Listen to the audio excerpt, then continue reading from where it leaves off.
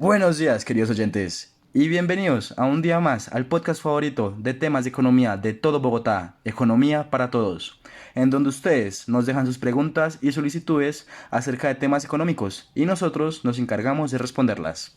El día de hoy les tenemos un tema bastante interesante, que fue propuesto por Juan Fuentes y Felipe Gómez, estudiantes de la Universidad de los Andes, los cuales nos presentan una pregunta de macroeconomía, la cual dice: ¿por qué es malo imprimir billetes en una recesión económica? Uf, una pregunta buena, la verdad.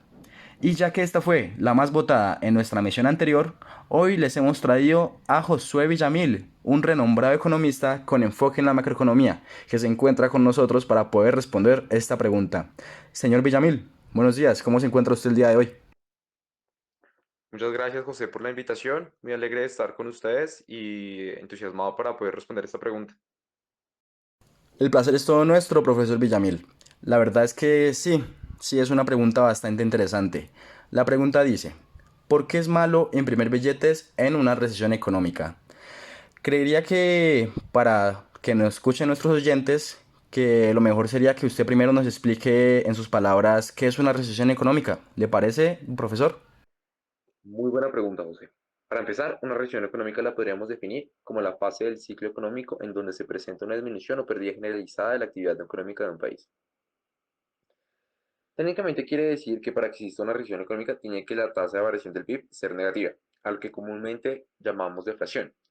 Esta tasa negativa tiene que mantenerse al menos por 2 trimestres consecutivos, lo que también se conoce en economía como el periodo de vacas flacas. La recesión también se traduce en una disminución de indicadores económicos como lo son el consumo y la inversión, gracias a que las personas, ya que ven que la economía no va a tener un futuro próspero, dejan de gastar y empiezan a ahorrar. Además, una recesión suele aumentar el desempleo en parte gracias a la disminución de producción de bienes y servicios que provoca que se despidan trabajadores y aumenta así el desempleo. Como ven, es un fenómeno bastante complicado para las personas. Sí, claro, claro. Ese es el famoso periodo de vacas flacas que uno escucha por ahí comúnmente.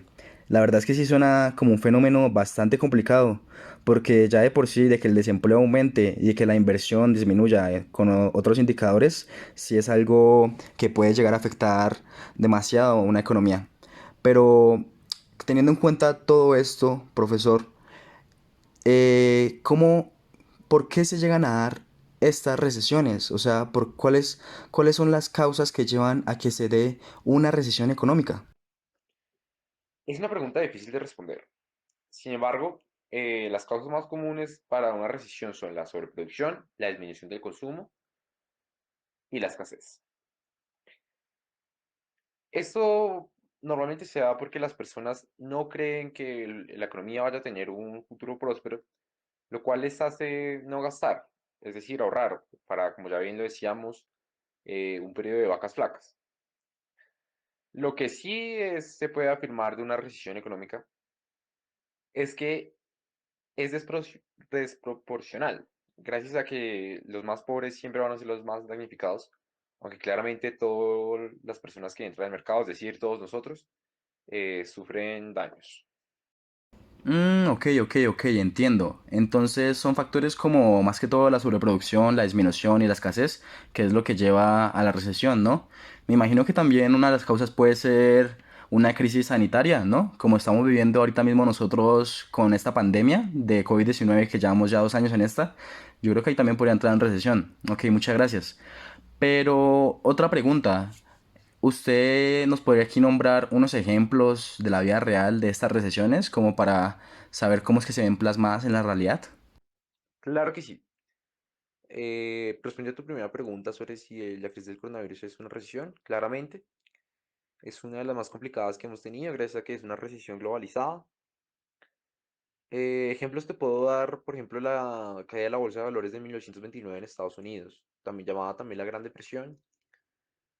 Puede ser la burbuja inmobiliaria del 2008 de Estados Unidos. Lo que pasa en Estados Unidos prácticamente le pasa al mundo, entonces son dos ejemplos muy válidos. Por último, me gustaría hablar de la de Venezuela, que debido a la poca venta del petróleo, se causó una recesión económica, además de que el país dejó de producir en muchos bienes dedicándose solo al petróleo. Lo que a su vez también saliendo de la depresión causa una hiperinflación, ¿no? Podemos ver ahorita como prácticamente $5 es más del salario mínimo en Venezuela. Sí, la verdad es que ese es un ejemplo de los más reales y más cercanos que tenemos nosotros ahorita como país, como Colombia, que nuestros vecinos venezolanos estén pasando por una recesión tan grande y desde hace tanto tiempo, la verdad. Y bueno, señor Villamil, ya adentrándonos un poco más en la pregunta, le quisiera preguntar a usted, ¿qué produce una impresión masiva de billetes? Y si en su opinión esto es algo malo y por qué. Para poder responder esta pregunta, primero es necesario hablar de la inflación. La inflación para nosotros los economistas es el cambio porcentual de los precios en un lugar y tiempo determinado. Es decir, si yo compro un maní en 1.000 pesos en una tienda y dentro de un año voy a la misma tienda y compro el mismo maní y me cuesta 1.100 pesos, la inflación fue del 10% para ese año. Aunque la inflación es algo que finalmente lo da el mercado, el Banco Central de cada país juega un papel importante para controlarlo. En el caso de Colombia, el Banco de la República lo mantiene menor a 3 y mayor a cero. Ejemplos de políticas fiscales, los podemos ver también en el modelo clásico, serían el alza del interés o la baja del interés. Cuando el interés es alto, las personas gastan menos y cuando el interés es bajo, las personas gastan más. Estos son ejemplos de políticas fiscales utilizadas. Otra política fiscal utilizada es el señoreaje. Esto se produce a veces cuando el gobierno no tiene suficiente dinero y lo que hace es imprimir más billetes. Es decir, José, es de lo que estamos hablando. Esto trae bastante inflación básicamente porque aunque hay más dinero en el mercado, existe la misma cantidad de bienes. Es decir, hay un exceso de demanda.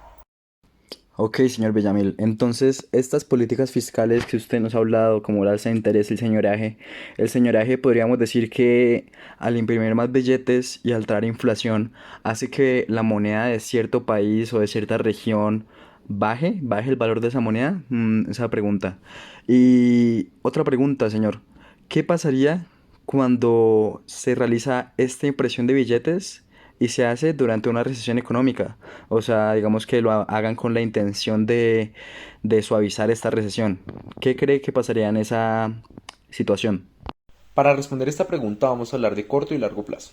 En el corto plazo podría ser beneficioso la impresión de billetes para una recesión económica, debido a que, como sabemos, las empresas cuando prevén una inflación hacen sus inversiones. De la misma manera, las personas al saber que hay más dinero en la economía, estarían más dispuestas a gastar y consumir.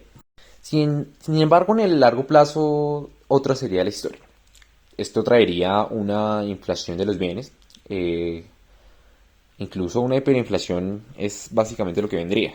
Y teniendo en cuenta lo que nos dice la economía abierta, afectaría nuestra tasa de cambio real. ¿Qué es nuestra tasa de cambio real? Es el precio relativo de los bienes extranjeros en términos de los bienes domésticos. Es decir, por ejemplo, no sé, ¿cuántos manís necesitamos nosotros para poder comprar un maní, por ejemplo, de Estados Unidos, que sabemos que el dólar es el que rige? Entonces con el tiempo pasaría algo así como lo que está pasando en nuestro vecino Venezuela, en donde prácticamente, como ya lo había dicho, con $5 es la canasta familiar y ni siquiera logran mantenerlo. Y pues bueno, teniendo en cuenta que la mayoría de insumos para nuestra producción agrícola viene de Estados Unidos, quiere decir que no llegaríamos ni siquiera a poder comprar esos insumos y haría que los precios de nuestra economía interna subiera y aparte los bienes importados serían algo casi prácticamente inalcanzable para un ciudadano común. Debido a que, respondiendo ahora sí la primera pregunta, sí, básicamente lo que quiero decir es que nuestro dinero perdería valor.